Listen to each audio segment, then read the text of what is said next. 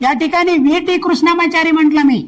जर T T Krishnamachari जर आलं तर ते मसुदा समितीचे सदस्य होते, टी टी कृष्णमाचारी. परंतु व्ही टी कृष्णमाचारी हे उपाध्यक्ष होते संविधान सभेचे, ध्यानात ठेवा.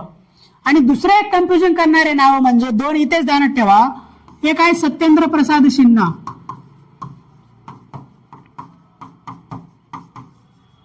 हे सत्येंद्र प्रसाद सिन्हा हे 1909च्या कायद्याअंतर्गत व्हाईसरॉय कार्यकारी परिषदेमध्ये सदस्यत्व प्राप्त करणारे पहिले भारतीय होते सत्येंद्र प्रसाद सिन्हा. दुसरे आहेत सच्चिदानंद सिन्हा. तर यांची जेव्हा संविधान सभेची पहिली बैठक झाली 9 डिसेंबर 1946 ला, तेव्हा सच्चिदानंद सिन्हा यांची तात्पुरते अध्यक्ष म्हणून निवड करण्यात आली होती. तर हे काही 4 नावं थोडे जवळजवळचे वाटतात, कन्फ्युजन करणारे वाटतात, म्हणून या ठिकाणी ध्यानात ठेवा.